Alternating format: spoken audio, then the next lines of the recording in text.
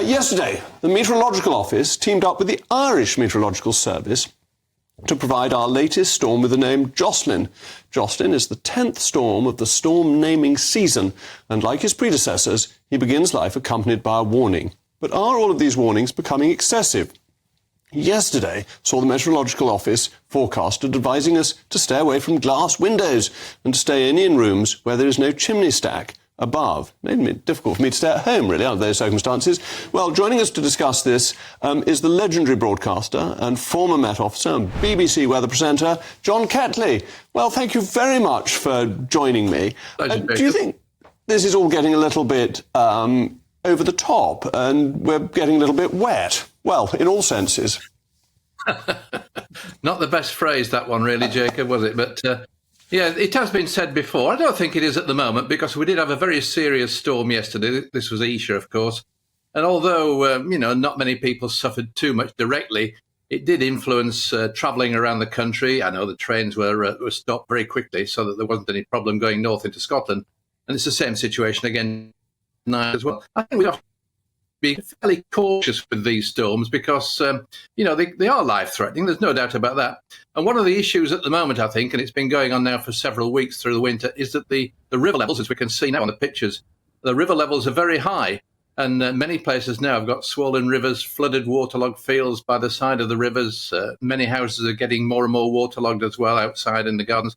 And so it is very difficult, and there are issues all around the country. We know now this evening York again has flooded. And that's a regular occurrence, of course. It happens every year in these winter storms. But yes, we are getting a lot of storms this year, but last year we had 2 named storms, so not every year is the same.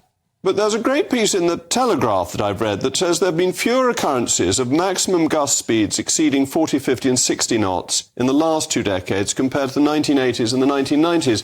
And I just wonder if we're getting too nervous that yes, of course there are storms, and we always see those pictures of Tewkesbury Abbey, which never floods when everything around it does, because the medieval forebears knew how to build things in the right place, which we may not be so good at. And yet this always happens, and it's getting a sense of perspective about it. Yeah, there's a little bit of nanny-ish, isn't there, going on, but, I'm crusty now, fairly crusty. I've been doing this job for many, many years, and I do remember issues going back into the 70s and 80s and 90s, as you referred to, where probably conditions were far worse. We had a very, very serious, really damaging and life-threatening storm at the beginning of 1976, right at the beginning of January that year.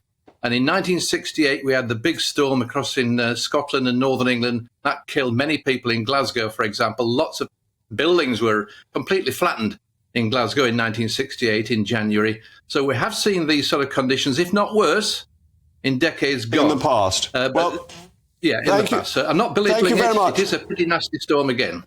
Thank you very much, John. Next time you come on, I'll have to ask you why Somerset has the best weather of anywhere in the world, which my viewers will already be aware of. But thank you very much for joining me this evening.